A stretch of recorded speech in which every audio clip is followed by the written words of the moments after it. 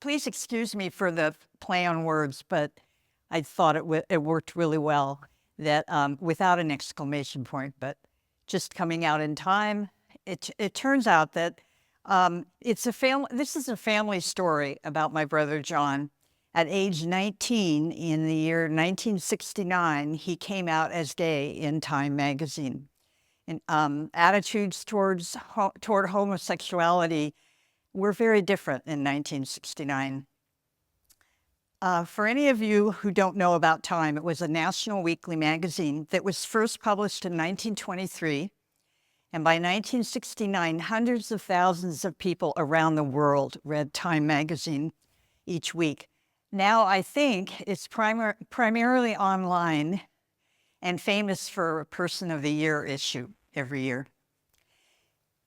In 1969, attitudes towards gay and lesbian people were very different from today. People are really used to the idea of openness and acceptance in San Francisco, but it really wasn't that way then. One thing that I heard just 2 days ago on CBS Sunday mornings is that there was a new study, and it found a substantial shift in American views on LGBTQ plus people in almost a 40-year period. And they talked about in 1985, 72% of adults said relations between adults of the same sex are always wrong, or almost always wrong. Today, that figure has dropped to 28%. But that 1985 is a lot later than 1969. And by 1985, things were already quite different here, for example. Another statistic that was given in that study was that in 1985, 64% said that they'd be upset if they had a child who was gay or lesbian. Today, that figure is 14%. I'm sure that in 1969, it was probably 85%. I don't know, though.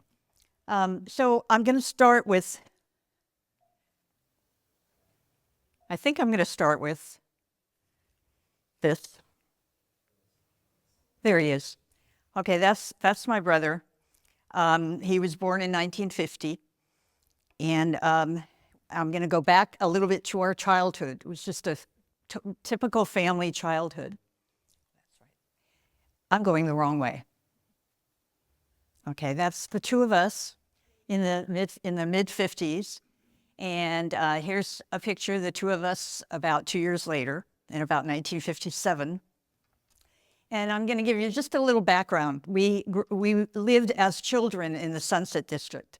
We lived on 22nd Avenue across the street from the back of Lincoln High School. Our parents divorced about 1960, and John and I moved with our mother to the city of Richmond in 1964. John was 14 and I was 11. And over the next 4 years, both our parents remarried. In 1967, always getting in trouble, my mother sent me to live with my father. So I went to live with my father and stepmother in San Francisco and attended Lincoln High School. John graduated from school in Richmond in 1968. I graduated from Lincoln in 1970. John attended UC Davis for 4 years. He was very good. I didn't get college done in 4 years, but he got it done in 4 years from 1968 to 1972.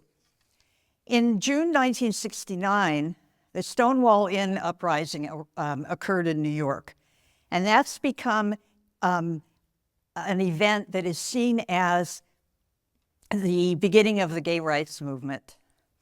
And it was when people refused to follow the police who were at Stonewall Inn. They had constantly been harassing and arresting gay and lesbian people. And anyway, Stonewall Inn is considered the big deal. And here, it wasn't really that big a deal. And maybe it was because there was a similar event at Compton's cafeteria in 1966, where there was this, I'm sorry, I'm getting nervous now, and I wasn't nervous. It was August 1966 at 101 Taylor Street at Turk in the Tenderloin. And there have been various documentaries made about it. In the Compton's riot, there were a lot of drag queens who were at Compton's, and they rebelled against repeated harassment and arrests by the local police and by Compton's owners. But this isn't a story of gay rights, a history, or anything like that. It's just a story of my family. And so I'm going to go back to my brother. In 1969, my brother was a sophomore at UC Davis. Time magazine was beginning to write articles about homosexuality. And in the October 24th issue, Time published in its behavior section an article entitled Homosexuality Coming to Terms. And the paragraph highlighted said, homosexuals, perhaps as many as 12 million American men and women are one of the nation's most despised and harassed minority groups. A poll taken for CBS TV not long ago revealed that 2 out of 3 Americans look on homosexuals with disgust, discomfort, or fear, and 1 out of 10 regards them with outright hatred. A majority considers homosexuality more dangerous to society than abortion, adultery, or prostitution. The article went on to mention a National Institute of Health report on homosexuality that had just been published. It said that, quote, such hostility is unjustified by any dangers that homosexuality may pose for society, unquote. The article went on to a subhead that was called Injustice and Suffering. A far-reaching report on homosexuality for the federal government's National Institute of Mental Health, which released this week, maintains that such hostility is unjustified by any dangers that homosexuality may pose for society. A majority of the panel urges states to abolish the laws that make homosexual intercourse a crime for consenting adults in private. This report was known as the Hooker Report, named after the head of the 14-person task force. It's named the Hooker Report because this woman's last name was Hooker, and she was the head of the task force. And then the last paragraph on the third column, at the bottom of the third column, is really the point of this. This is from Time itself. The Hooker Report's sobering implication that society has been grossly unfair to the homosexual is sure to stir controversy, and its recommendations are bound to be adopted only slowly. Still, the research makes clear that Americans can now recognize the diversity of homosexual life and understand that an undesirable handicap does not necessarily make everyone afflicted with it undesirable, unquote. But let me repeat that last sentence. The research makes clear that Americans can now recognize the diversity of homosexual life and understand that an undesirable handicap does not necessarily make everyone afflicted with it undesirable. My brother John sat down and wrote a letter to the editor in response to that last statement by Time. The following week, October 31st, which is not when it was printed, but they had a special set of articles about the homosexual in America. It was already beginning to happen. At that time, Time was contacting my brother because they wanted to print his letter in the letter section of the following issue, November 7th. And this is that issue. I love it. It looks so 1960s. This is what John's letter said, and you can read it, and I'll read it to you also. I am a homosexual, and I am also happy as a homosexual, though this society does not make that very easy.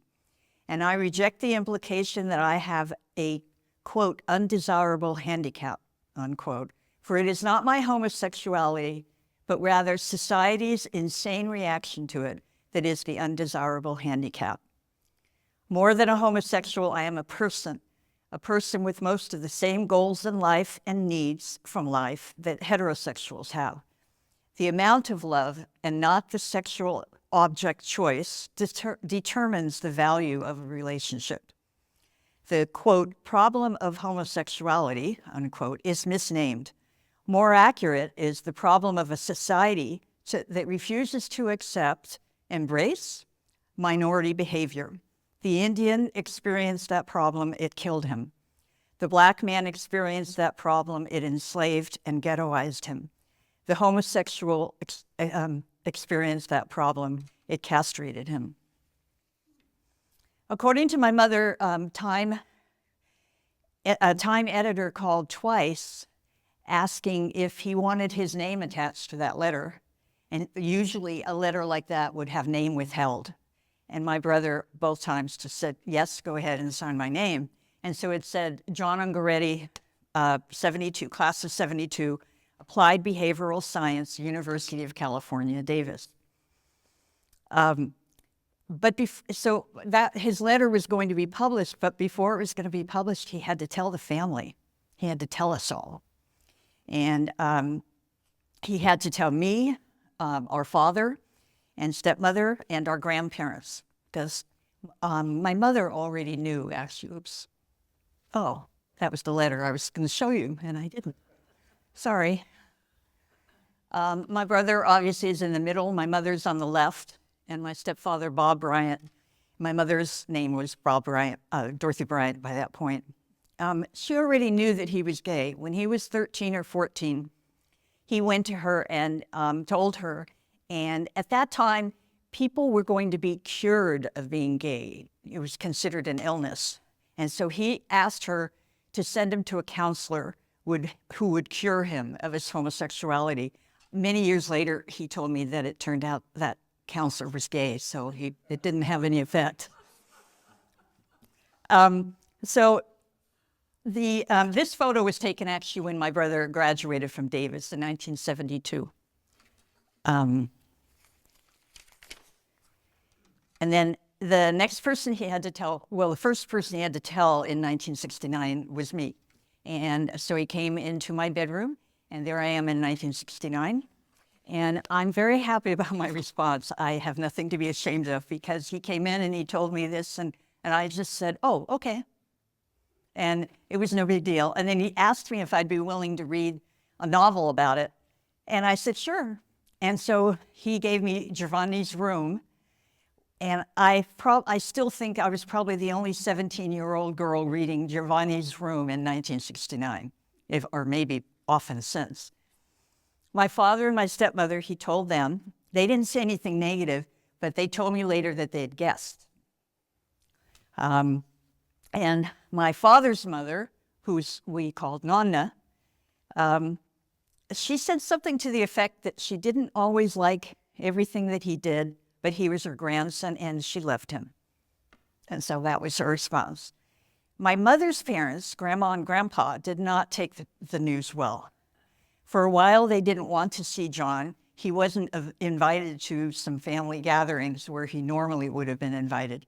But they seemed to get over it after a few years. We never talked about it, so I don't really know what they ended up feeling, but they weren't positive about it. That's Grandma and Grandpa. So here's the cover again from November 7th. Over the next several weeks, the Time magazine received more than 15 letters in response to the piece that called it an undesirable handicap. And over time, just with giving the address School of Behavioral Sciences at UC Davis, John got more than 100 letters from around the world. 35 years later, in 2004, I wrote an article, and I used these letters as the basis for the article. and it was published in the Chronicle. His letters came from the United States, Australia, Borneo, Brazil, British Honduras, Canada, Ceylon, India, Ireland, Italy, Libya, New Zealand, Peru, the Philippines, Romania, South Africa, and Trinidad. The letters can be divided into several categories. 9 people who condemned John and his letter on religious grounds, 10 men who were hoping to make a date with this brave homosexual, 10 men who admitted to being gay but who were confused or unsure of how to live their lives, and 50 people who praised John for his courage. John saved the letters in manila folders, and when I came across them, I went through and read them all. One file, which John labeled shit mail, contained letters condemning him. For example, one person parodied John's letter, writing, quote, "I am a murderer. I am also happy as a murderer, though this society doesn't make that very easy, and I reject the implications that I have an undesirable handicap." The author went on to say, "It's okay for a horse or a dog to piss on the streets or sidewalks, and if you want to do the same thing or worse, go right ahead, but in my book, you're no better than an animal. But since I'm a Christian, I'll pray for you." John received other negative responses, including, "If you think society will ever change its attitudes towards scum like yourself, you are really dreaming." And another one, "I take notice that most of your kind are in mental institutions because very deep down in their minds, they know they are violating Jehovah God's law." But more positive responses came from people around the world who did not feel they could be open about their sexual orientation. From Canada, "I am really amazed how you publicly accept your behavior. How is it possible? It is really to be appreciated. Your guts to do so, even after knowing the society's insane reaction to it." A man in Borneo wrote, "I nominate you for the Man of the Year for 1969. It was courageous of you to speak for all of us." From Dallas, "Your example of courage and self-respect is enormously heartening to those of us who lead lives of circumspect resignation. Homosexuals will never be popular, but your generation may be able to force the majority into grudging acceptance." From Canada, "I long for the day when I may quietly say to an old friend that I am happily married to another man." From the Philippines, "I too am a homosexual, but I am so afraid to expose myself, and my ilk have not been successful." Oh, wait a minute, I read the wrong thing. From the Philippines, "I too am a homosexual, but I am so afraid to expose my real self that I seem to live in an unreal world." From Australia, "My efforts to make my relatives, friends more tolerant of me and my ilk have not been very successful." And then there was a 16-year-old boy named Eddie who wrote to John. Remember, John was 19, so they could identify with each other. He wrote, "I'm just so mixed up when it comes to my future and my desires. Should I give in to homosexuality? Is it all worth it? Does it work?" John answered this letter. He didn't answer the other letters. A few weeks later, Eddie wrote back saying, "John, I can't tell you how much I appreciated your helpful advice. You have really taken me a long way in understanding myself." In 1977, John wrote again to Eddie, keeping a carbon copy of his own letter, which is why I found it. It said, "7.5 years ago, when you were 16 and I was 19, we wrote to one another, talking about our life goals and about questions for which we hadn't found answers. Ever since, off and on, I have wondered what became of you, for your letters stayed in my mind more than any of the other letters I received." Eddie wrote back, "Your name is well remembered. Could you believe I came out less than 2 years ago? I was living a lie. Today, it's hard to, excuse me, imagine the context that made John's letter such an amazing act of courage. I remember a good friend of mine in the 1960s said horrible things about gay people all the time. I don't know if I ever told him about John or if that's when I heard him talk about gay people that way, but I was very shocked. And 5 years ago when I was talking to him, he started saying, "Oh, these people are so intolerant. Why don't they just let gay people get married? What do they care? Why don't they just accept them?" And I looked at him and I said, "Do you remember the things you used to say in high school?" He didn't even remember that he had had those attitudes. And maybe it's easier to change when you don't remember. I also remember that in 1969, my high school English teacher stood at the front of the class one day and said he was going to list all the famous movie stars who were faggots. This is a senior class, English class. Not everyone was negative in 1969. He once told me about a friend he had in junior high school, which is earlier than that. He said he told the friend that he was interested in him, and the friend looked at him and just said, "Well, I don't really go that way." And they remained really good friends. My father had obviously accepted the change. About a year after the letter was published, my stepmother was planning to have us eat Cornish game hens for dinner. She said something about the game hens being in the refrigerator, and my father started laughing. And he said, "The gay men's are in the refrigerator." And we all laughed at his joke. Over time, John earned 2 master's degrees. He loved theater, opera, and music. And he worked for more than 10 years as a manager in UCSF's accounting department. He was fortunate to meet Renee Balzaman, the love of his life, in the early 1980s. In 1984, John and Renee were able to buy a house near City College. This photo shows my mother on the left, John, Renee, and Tom Lowry, who was John's best friend from college, and they remained friends for many years.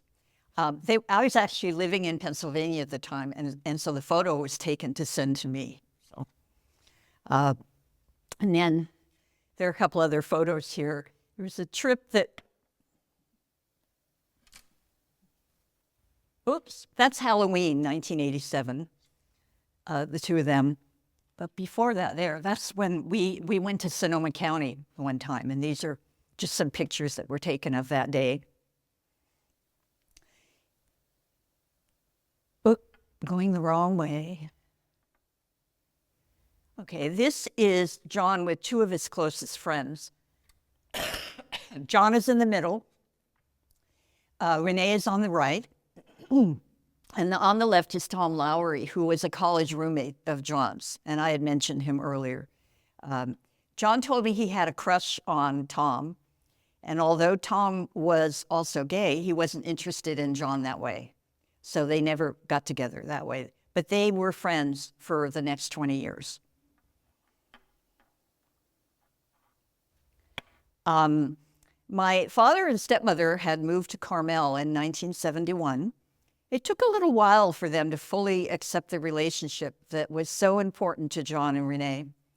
As time passed, though, they often invited John and Renee for week-long visits. This is a picture that John obviously took. Renee is on the left, Nonna, and then my father and stepmother.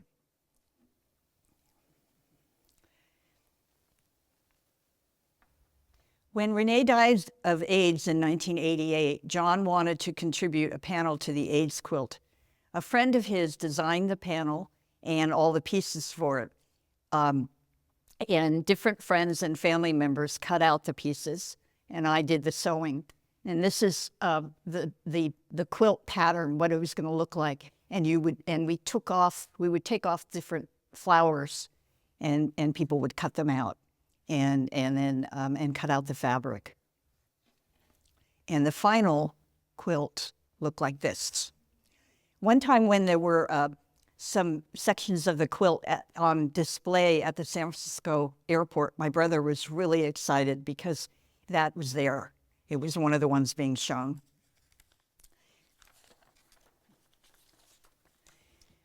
John died of AIDS in 1994. By 2004, when I wrote the Chronicle article about John and his letters, movies and television had begun to feature sympathetic gay and bisexual characters. In summer 2003, Queer Eye for the Straight Guy premiered on television and immediately became a hit. In March 2004, the Baylor Laureate, the student newspaper at Texas Baylor University in Texas, the largest Baptist university in the world, published an editorial stating that gay couples should be granted the same equal rights to legal marriage as heterosexual couples. Also by 2004, several cities and some states had begun working to legalize same-sex marriage. While intolerance still exists, there are more places where gay, lesbian, and queer people can live open lives. My brother didn't live to see these changes, but he would have loved them. I said John died in 1994, and I keep going backwards. Okay, and that was the article I wrote. When the AIDS Memorial Grove was set up in Golden Gate Park, one of the things that they did was they created what I call the circle of names. And this was the beginning of it. It was a plain circle, and then the names were written around the circle going all the way out. And John Freeman and I went there recently and found John's name, and my half sister and I had gotten together and paid to have included. It's right. Where is he? I can't find him now.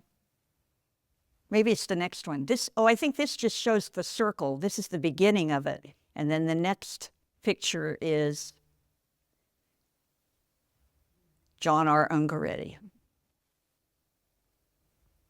Takes a while. You have to kind of look up on the internet where the names are, because otherwise you can't find them. And for the last photo, this is one of my very favorite photos. It was taken at a family celebration of my 40th birthday in 1992, and obviously is not posed. I wish I knew what we were laughing at, but we were having a great time. And I just want to end by saying I think John was one of the bravest people I've ever known. As he grew up, he was always honest about and comfortable with his homosexuality, living openly with his loving companion, and respected and loved by both families. When he died in 1994, he left a legacy for those who knew him or knew of him. That's it.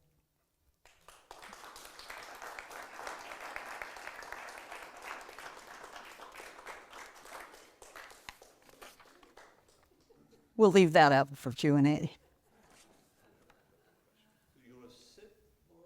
Oh, I'm sort of doing both.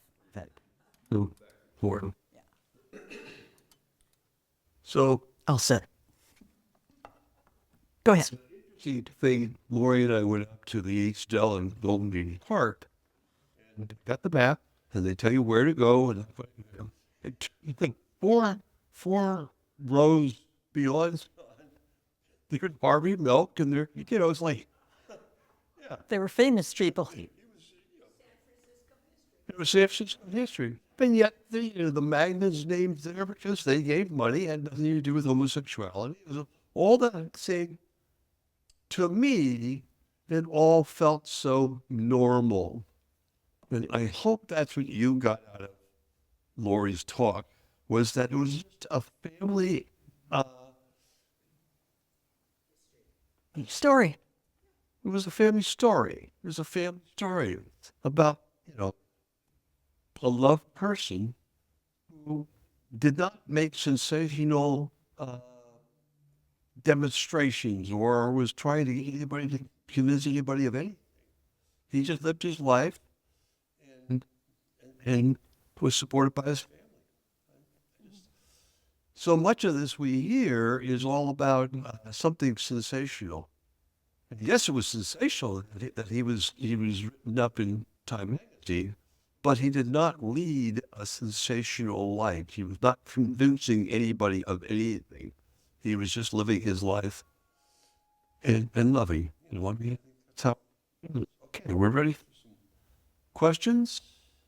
We have some online, and we all we have them in the room. So let's come down front.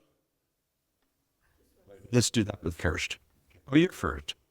I can't tell which way you're going to go. Thank you so, so much for presenting this and representing your loving brother. Especially in this month. I'm just blown away. And I'm also very happy that it is called Pride Month. And forget the gay part. We're all human beings. We're left-footed or right-footed or tall or thin. We're human beings. And it's pride.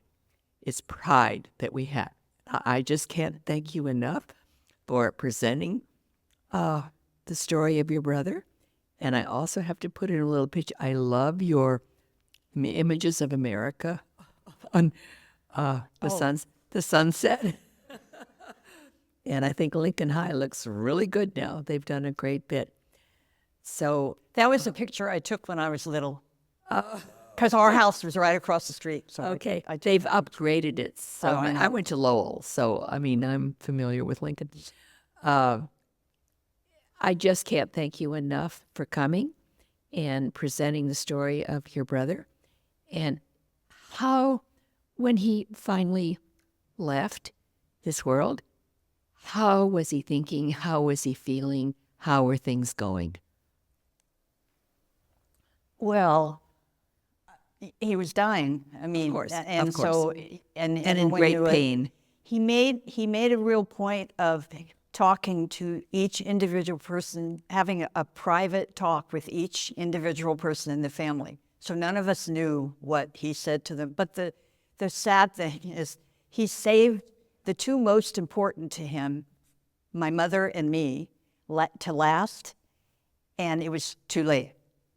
And he wasn't able to have that talk with us. So that was sad. But he just knew that it was coming, and actually there was some kind of test that Kaiser wanted to have done, and he said, I hate those. I don't want to do it. And it's not going to help me.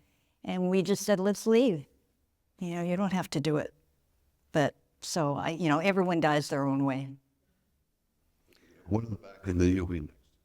Hi, Lorri. I just want to thank you as well for a wonderful sharing of such a personal story. I'm thinking about the letters he got after being published and thinking about sort of how society is today. Was he confronted in other ways? Did it impact him in his professional possibilities, or did he lose friends over this? I'm wondering if it went further. I mean, did some stranger come knocking at his door and threatening him? But it's like, I don't know that he ever had a problem. I mean, I do know that because I'd meet people he worked with, and they knew he was gay. It just wasn't an issue. And of course, by that point, we're talking 70s and 80s, and people were, after the Castro really became populated and changed, the city began to really change a lot. And there just wasn't people, although there was one time, we were roommates for one point. Everyone said we kill each other, but we didn't. And during those 2 years, he was going to graduate school at San Francisco State. But we lived on 19th Street, half a block up from Dolores Park. And as you may know, the weather is incredible out there. And often he would go sunbathing in Dolores Park, and I'm sure he was wearing a Speedo bathing suit. I mean, And there were some kids that came up with full cans of soda and threw them at him. And he got a big cut under his eye from that. So that was one time where that, something bad happened. But usually it was just people, it either didn't come up because it wasn't part of anything, or it did, and everyone just went on from there. And John was 6'2", very articulate, and very strong, and there were just a lot of people that's what they saw.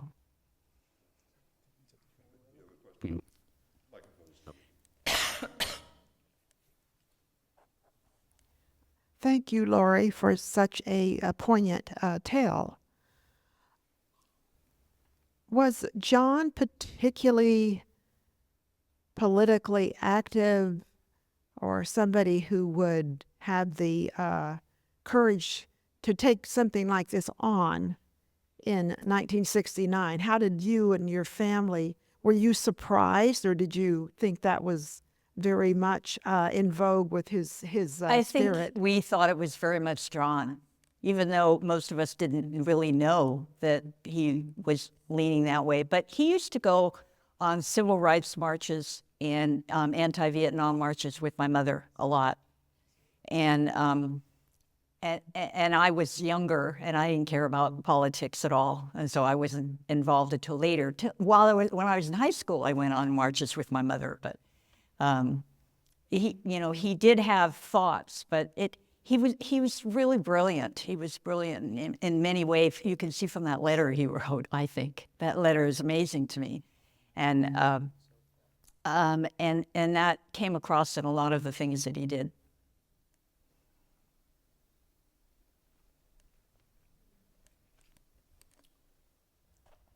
Thank you, Lorri. I'm an only child, and I'm always fascinated because of what I don't have in my life is a sibling. And it's really clear, and I'm, I guess, envious of the love that you and your brother had for one another. And it's really precious, and I'm really glad for you and for your brother. Thank you.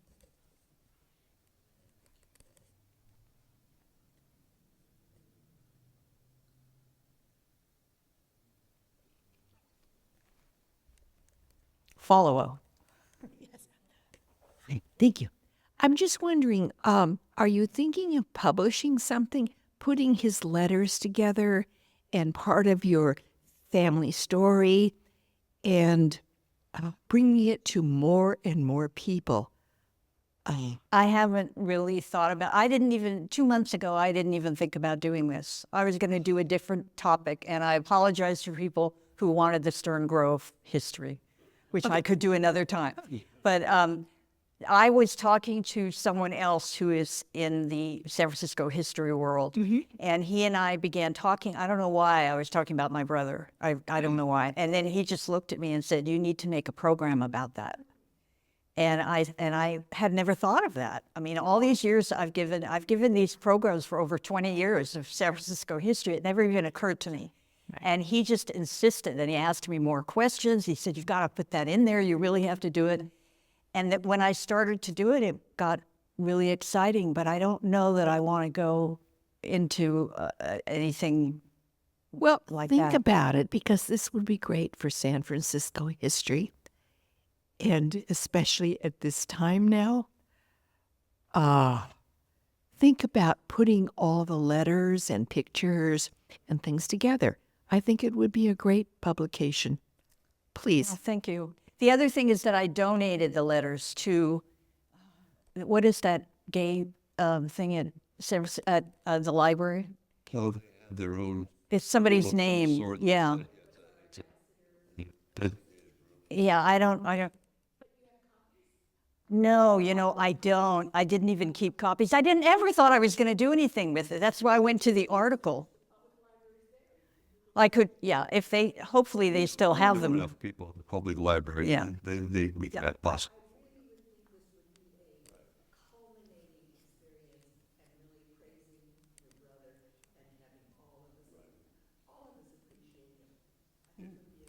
Thank you. 5 years ago, all our programs were in-house and they were one and done.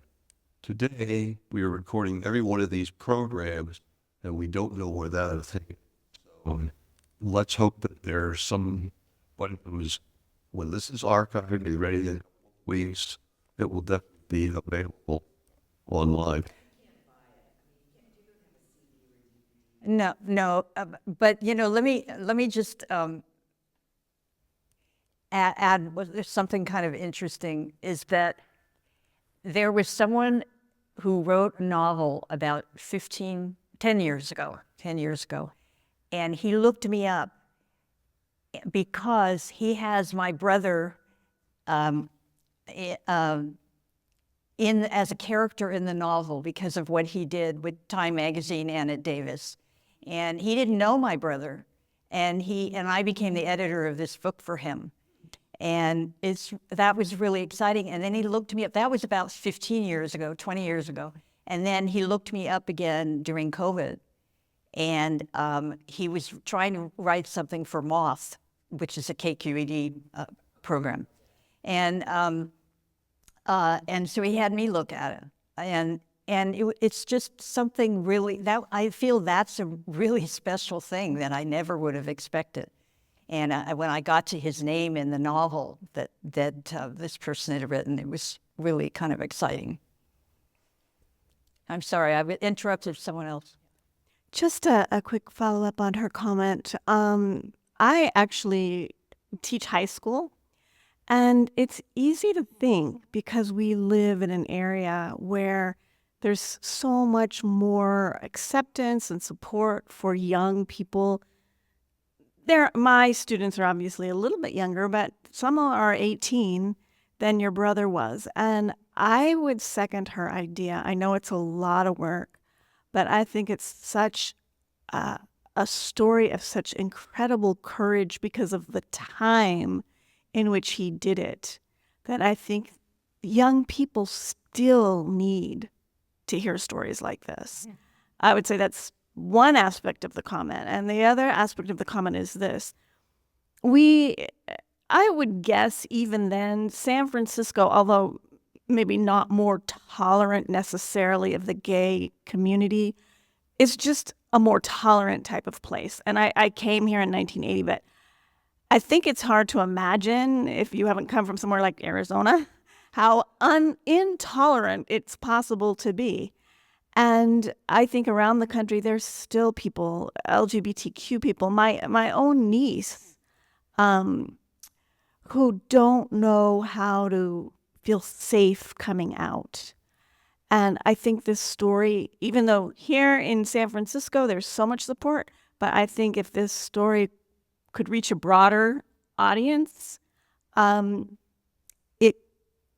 it would touch the lives in people who live in areas that are not really any further along than we were in 1969. So just a few thoughts backing up her suggestion. I know it's a lot of work and I'm not putting pressure on you, but just adding a little bit of a follow-up. Thank you. We go back many years. I've lived here all my life, and I can tell you the attitudes that we're seeing today are dramatic from what they were in the 1940s and 50s. And 60s. 50s, if that's what memory starts. Yeah, he went to Catholic schools. Which I did go to the Catholic school. So, I mean, but it was there. It was in the neighborhood. There was things, you went drinking beer and you went down by the Black Cat, threw something or did something along those lines, which was adolescent. I don't know if we even had a sense of anything other than they're different and they're somebody we're supposed to pick on. One other thing I think of is that people always talk about the gay community. When the gay community, back in the 60s, the gay community, there was no gay community in the 1960s. Now we have a gay community, and it's a different world. I think both those points are very well taken, and I may just be seeing when I say a more tolerant place. I didn't get here until I had summer jobs in 1976, but I didn't really get here until 1983.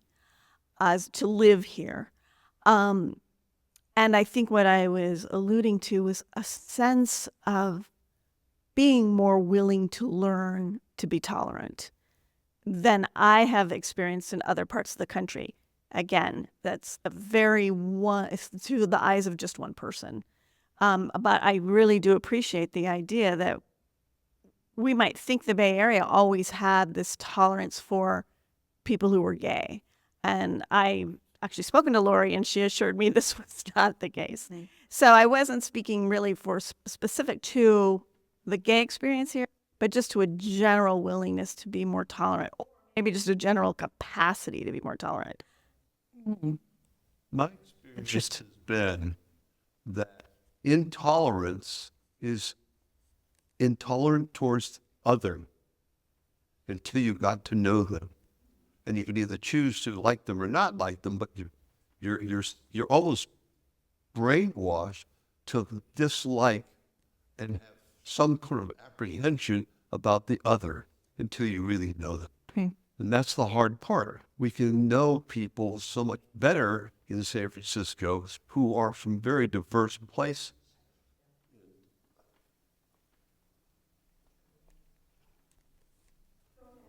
No, I was just trying to look at the microphone too. Yeah, and that's very well stated, and it kind of seconds why this story is so special and might even be something that could continue to touch lives.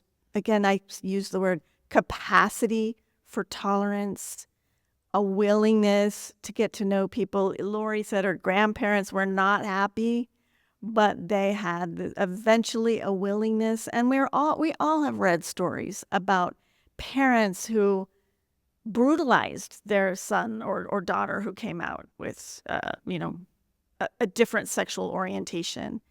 And I guess what I'm really saying is as much about promoting the willingness to get to know the other as actually having achieved full acceptance of the other. I have one little family story, and that's exactly my family, a 40-unit apartment building. And about 1948 or so, a Japanese woman wished to rent the apartment. I wasn't going to have a lot of that thing, but I've been already brainwashed through the Second World War that the Japanese were not like us. The Japanese were evil and cruel and all that kind of stuff. Sweetest woman in the world. I do things for her. I get things for her. She was always gracious. Again, that's my point. Once you get to know people, you stereotype someplace else because they got. Or if you have really good parents, as I did. Because I think my response to my brother and my response to all kinds of people that I didn't get to know but were different from me, and I didn't care. It was okay, as long as they're nice people. And I know I learned that from my mother. Somehow I learned it. Anybody from home with questions? Well, online. Online? All right. Well, Thank you. the crowd was huge, but I'm so pleased that this is going to be shared with a much broader audience online. And, we're doing that in the Museum of the San Francisco Historical Society. So, with that, I think that was an excellent program. I had no idea for sure where we were going when we went out to take those pictures and all that kind of stuff. But we're going to have good conversations after that. And as much as I've known her for 25 years, we never had that conversation. But you forced the conversation forward, and all kinds of weird things. And I just want to add one last thing, and that's to thank you all for coming, because your questions are wonderful. Your comments have been really nice, and really makes me happy that you were here. Thank you.